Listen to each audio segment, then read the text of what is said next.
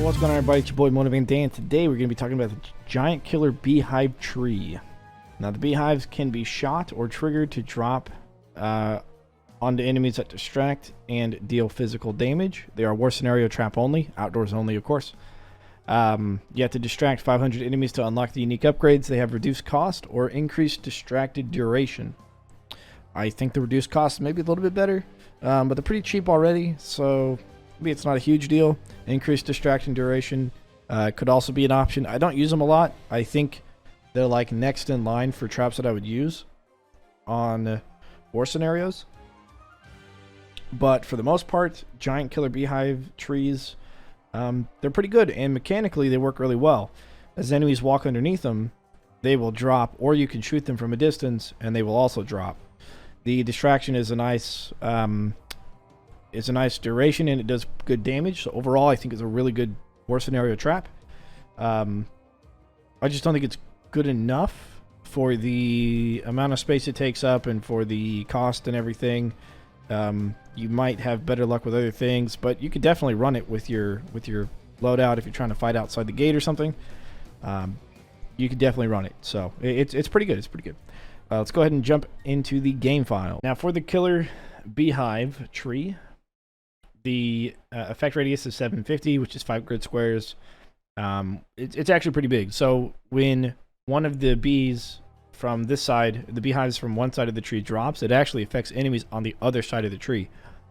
So it'd be really good if you can have them kind of alternating, because they're going to really affect everything around it. And you can even have enemies walk into it because the tree itself does not count as an obstacle. So they'll kind of walk like straight underneath it if you funnel them into it with barricades. The primary status effect duration of the beehive damage and stuff is 5 seconds.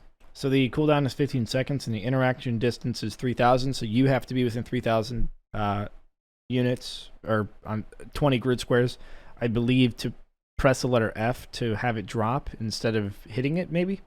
I actually don't remember. I don't use it enough to know if you can use it like a cauldron or something where you press the letter F to drop it. Or you can attack it, of course. And then it is, you unlock it. This has 0 skull cost for some reason. I'm pretty sure it's 6 skull cost. You have to purchase it as well. And that being said, that's all there is for the trap protos. Let's go into the status effect protos. So the distracted bees here, it says the default duration is 3 seconds. It's actually 5 for this.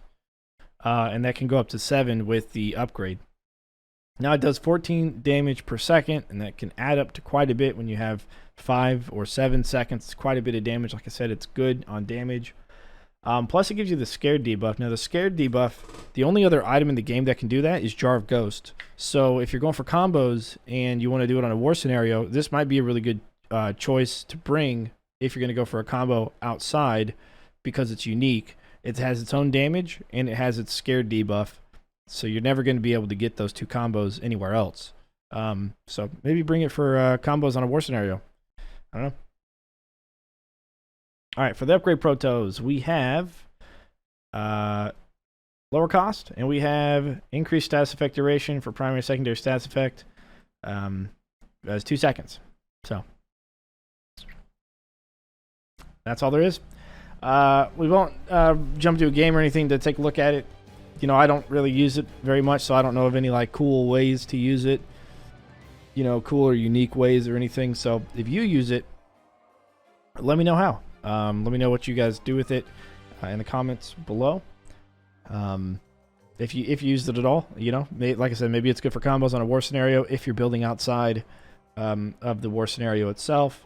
If you're going on like endless war scenario, maybe trying to come up with other ways to creatively use it where it can make sense in front of doors, I guess, in front of the gates, because it'll, you know, force enemies away from it. Maybe, I don't know. You guys tell me. Do you use it? Do you not use it? Why? Why not?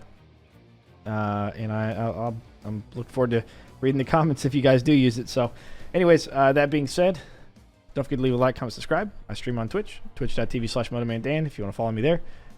We stream Orcs and other TD tower defense games.